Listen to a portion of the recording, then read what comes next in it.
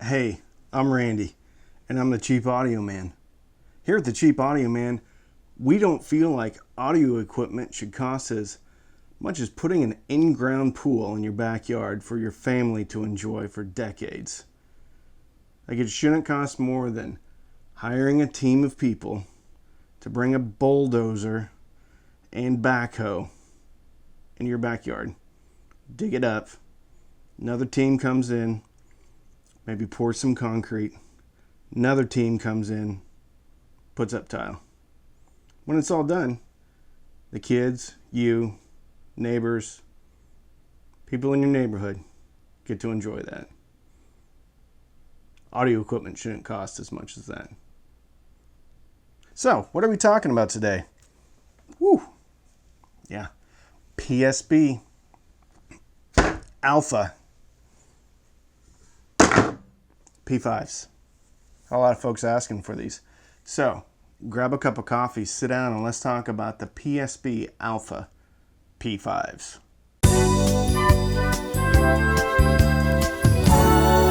Ooh boy. Who's sponsoring today? Oh my goodness, I just broke it. All right, hold on. Stay with me. Stay with me. Children's plastic blocks that can be put together to form something pretty.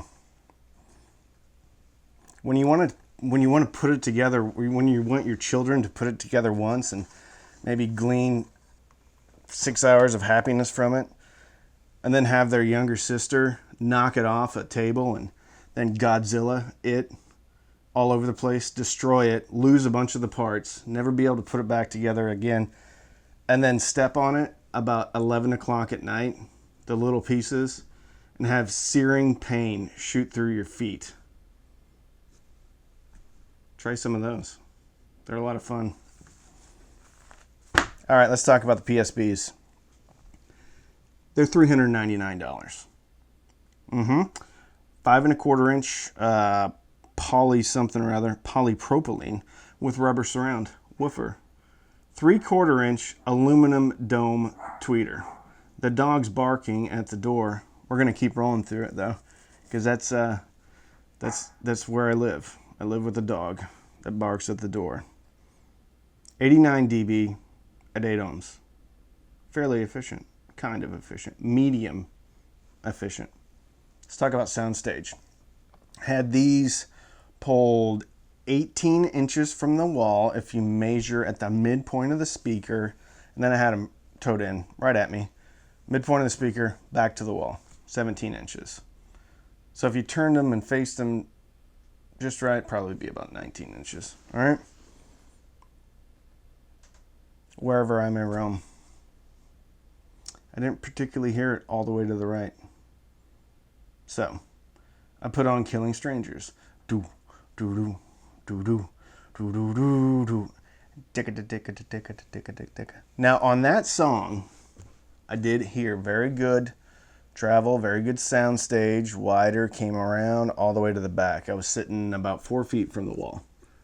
Okay? And imaging, Chocolate Chip Trip by Tool. Pretty decent travel. I was hoping that they would be a bit better and there would be a little bit more seamless travel. Now this was pointing right at me. When I towed them in aggressively, called crossing the streams of the speakers, right speaker pointing at my left shoulder, left speaker pointing at my right shoulder, the imaging got a lot better. Okay? Got a lot better. Soundstage is about the same. Imaging's pretty good. Imaging's pretty good. Okay, Chocolate Chip Trip, talked about that. Wherever I may roam. It's pretty good. Okay? Pretty good. Let's talk about bass.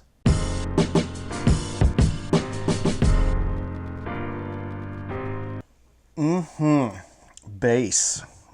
If you like a little bump on the bottom end, a little bit larger trunk area in your vehicle, this is the speaker for you. I felt like there was a solid bump around probably the 80 hertz area. A lot of thickness, a lot of fullness. Surprising for a speaker of this size. However, when I put on Intergalactic by Beastie Boys, which has a very low frequency response on that song, while this speaker had punch, I didn't feel like it gave the impression of the magnitude of that bass. And if I was a betting man, I would say that there's probably a bump due to enclosure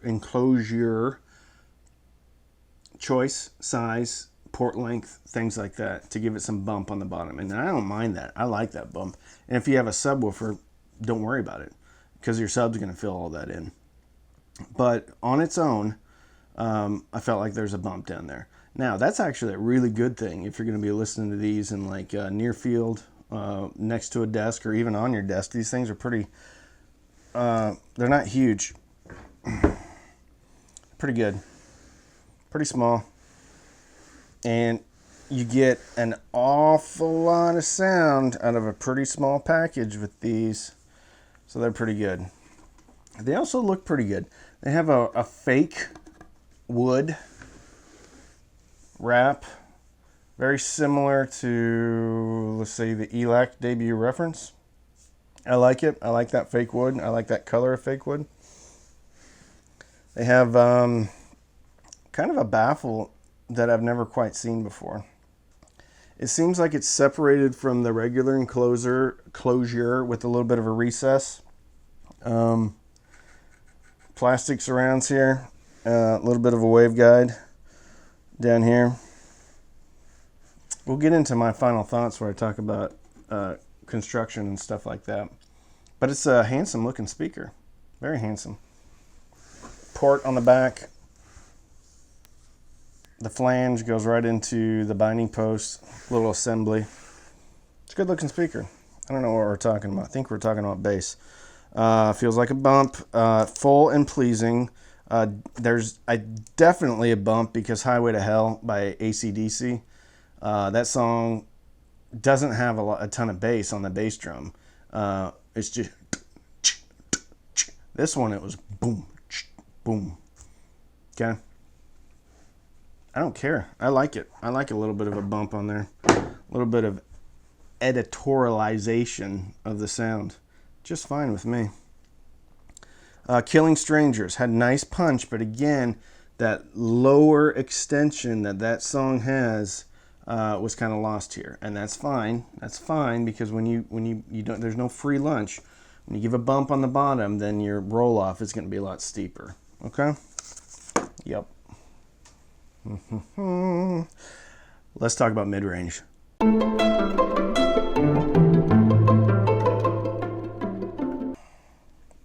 All right, Shoot to Thrill, favorite mid-range song, AC/DC, had body and crunch and clarity.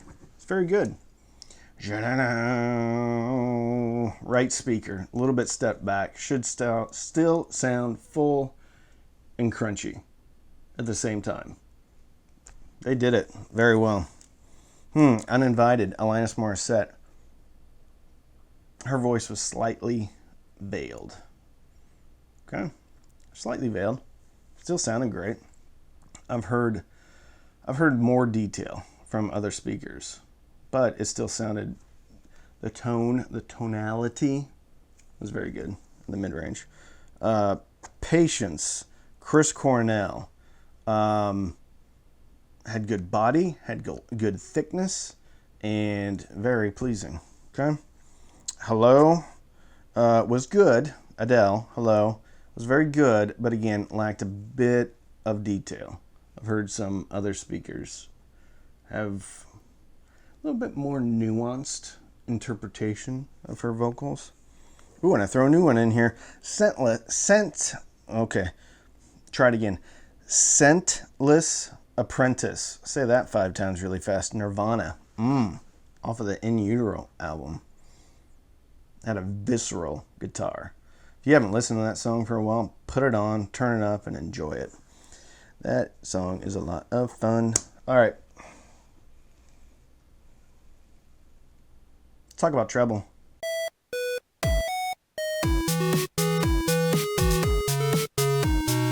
Ooh, Cinnamon. Go-to song for treble. Why? Because there's a whole bunch of hi-hat going on at the beginning of that song. Coming out of the right speaker. 16th notes. Sounded good. It didn't sound like it was in the room. Didn't sound like a hi-hat was like 5 feet from me. Why would I know that? Because I have a hi-hat in my daughter's room.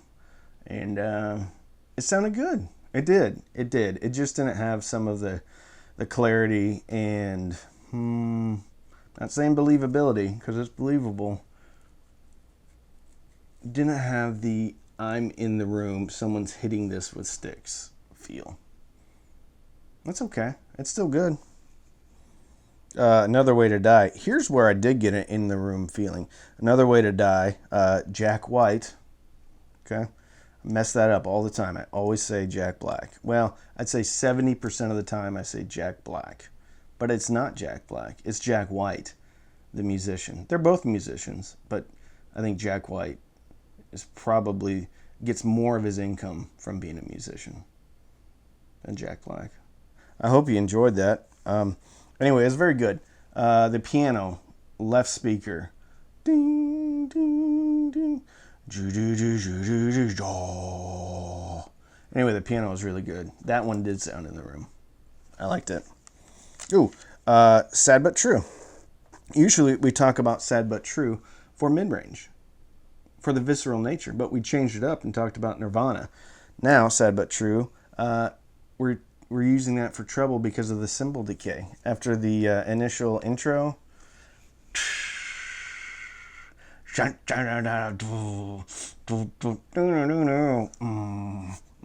listen to that song.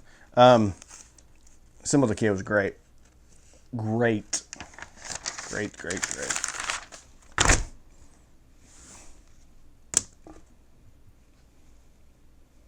What are my final thoughts?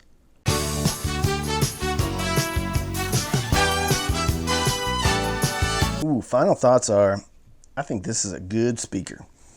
I like it. I like it a lot. It reminds me of the ELAC debut B6 with the sound sig. However, I feel like this one has more of a flatter frequency response into the mids and into the highs. I don't feel like these highs are as rolled off. I think that might have to do with the aluminum dome tweeter integration. I thought this was probably the best aluminum dome integration that I've heard. Sometimes a metal dome tweeter can sound a bit lively on the top end. And I didn't feel that with these. I just felt it was good, great. I didn't feel like it was like, oh, hey, hello, I'm an aluminum dome. No, it just sounded good. Sound sig for me was bumped on the low end and then pretty flat. Pretty flat. Another good thing about this speaker is you're not going to get listening fatigue from it. Put it on, listen to it all day. Good speaker for near field. Good speaker for low volumes because you're not going to feel like, oh my goodness, where's the bass at lower volumes? It's there. It's got a good, nice little punch on the bottom end. It's very good. It leans, I wouldn't even say it leans warm. I just say that it's got a little bit of bump on the bottom end. Other than that, it sounds great. Plays way bigger than it is.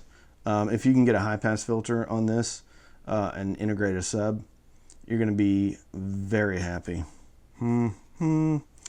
Very pleasing sound sig. Okay, so let's talk about one of the little things I didn't like. Okay, and that has to do with build quality.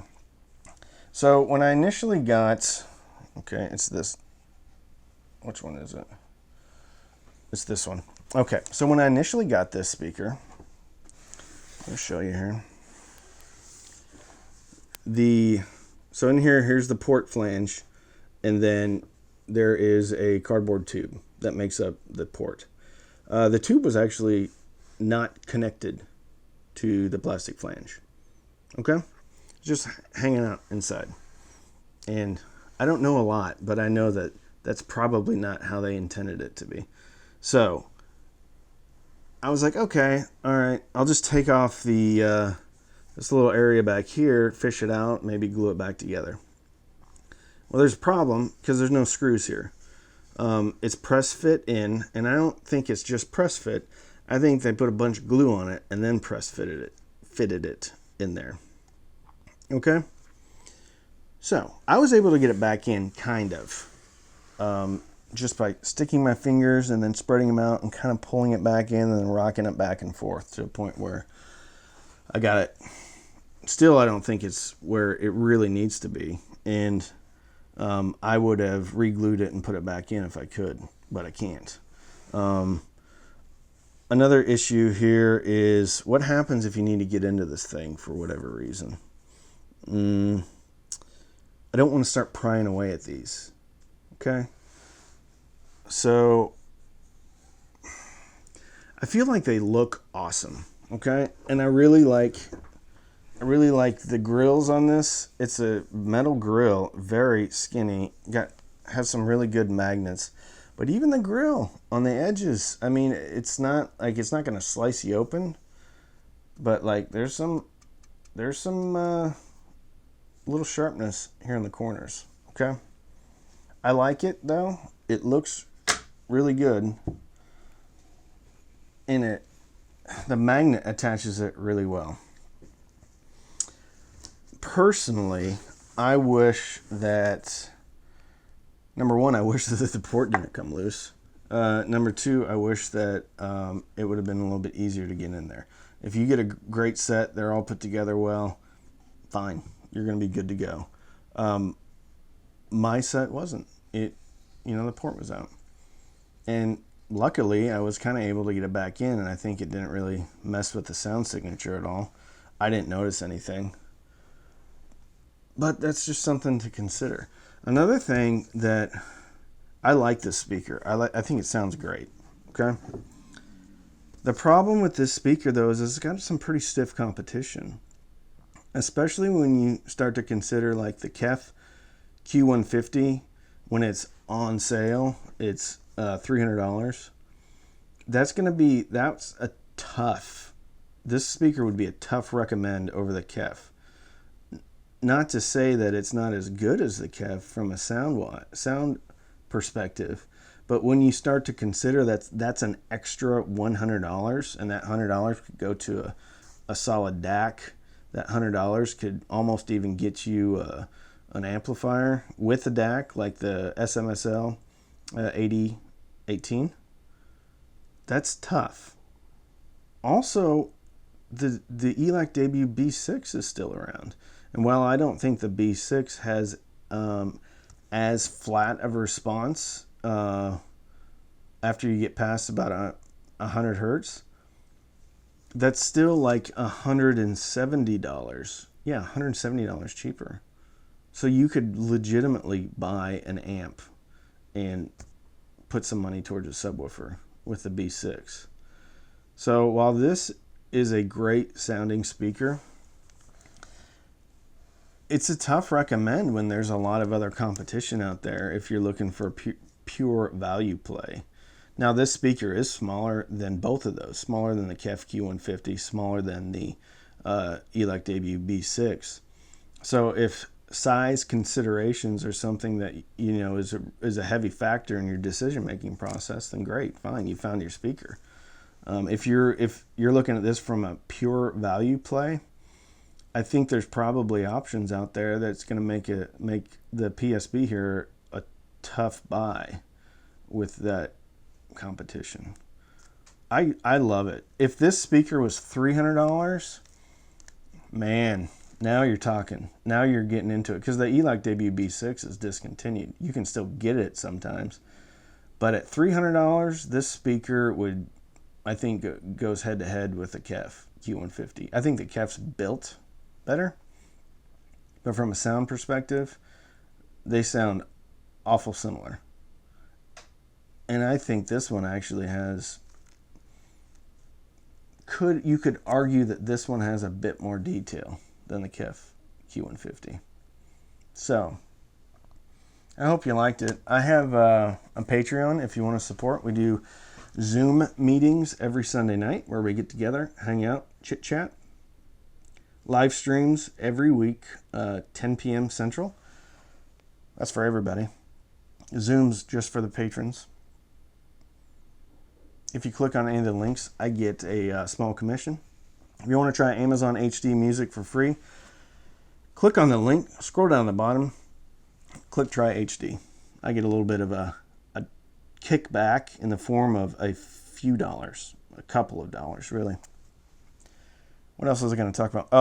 I tested these on the Emotiva TA100. The only time that I feel like I need to change out from that amp is if I don't hear a ton of detail. Then I'll either throw on the AD18 by SMSL or the Anthem Integrated 225. But these were fine. These were great on the TA100, which is my reference amp. So, yep, talked about that. I'm on a Twitter at Cheap Audio Man if you want to jump on there. On Facebook, Cheap Audio Man. All that stuff. So, if you like what we're doing over here, subscribe. We've had a ton of subscribers lately. If you like the video, like the video. Check out some of my other ones. We have a whole bunch of them out there. So with that, I'm Randy. I'm the Cheap Audio Man.